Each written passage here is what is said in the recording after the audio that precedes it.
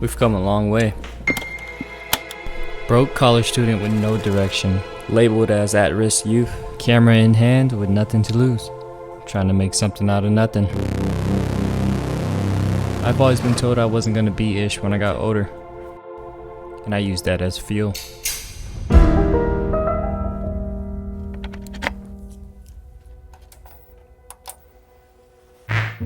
What's good, y'all? Welcome back to the lab. For today's video is going to be all about the Canon EOS R3 and my journey to get to this point.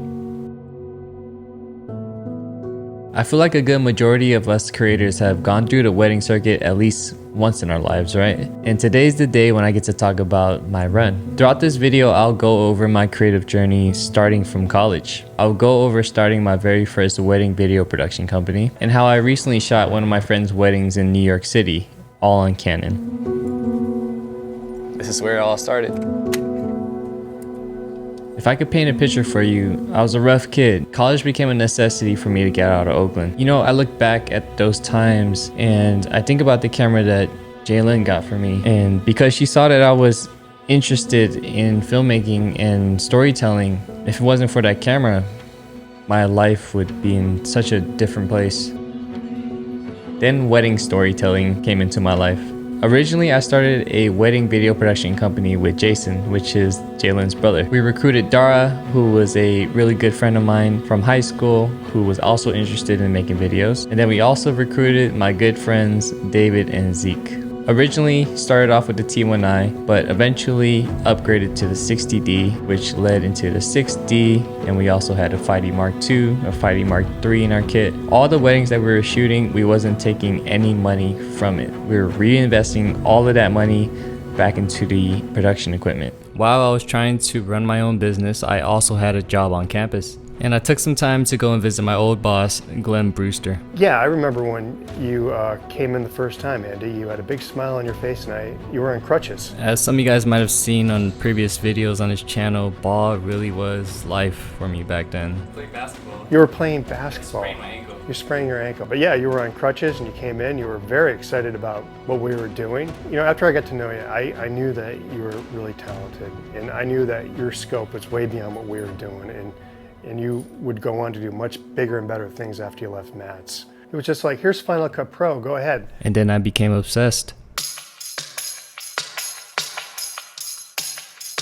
Final Cut Pro is the editing software that changed my life. I spent the past decade developing my craft, working on new ideas with new cameras.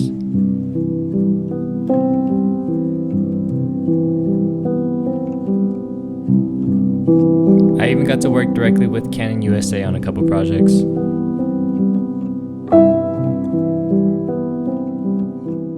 My journey here on YouTube has been a wild ride.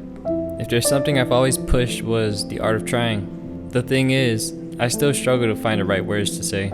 Even with all of the work that I do behind the scenes to develop my skills, I'm still a work in progress. But let's switch gears and talk about the camera you all clicked on this video for, the Canon EOS R3. 30 frames per second electronic shutter. And just for fun, this is what the 1DX2 sounds like. For me, I chose the R3 as the main camera because I wanted something powerful and trustworthy. With that LPE19 battery, I knew I wasn't going to miss any moments. I'm not gonna lie, I was nervous to film this wedding because A, I haven't filmed a wedding in years, and B, this was for my good friend Natalie, and I didn't want to disappoint. At some point, I had to just let all that go and really just let my years of experience take over.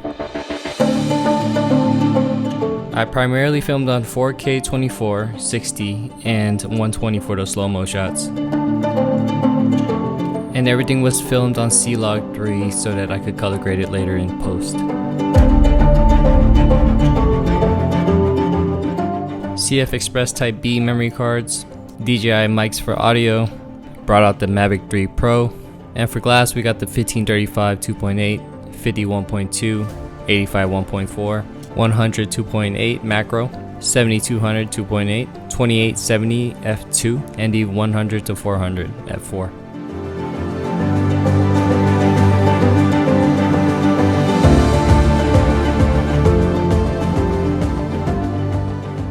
Would all this gear really matter though if I didn't capture that one moment?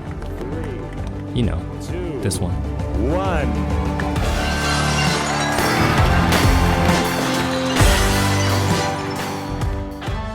So we made it to the end of this video, and I couldn't help but reflect on all those years of just screwing up weddings, from forgetting memory cards to not running audio to not being in focus. All the things that could go wrong have definitely went wrong in my experience. And those mistakes have prepared me for collaborating with Canon to film one of my good friends' wedding. I hope you enjoyed walking through memory lane with me and just seeing my college self. It was kind of crazy and kind of embarrassing to replay some of those clips, but if I put it in there, it's because I still enjoy watching it. So yeah, that's a wrap. I'll see you guys on the next video.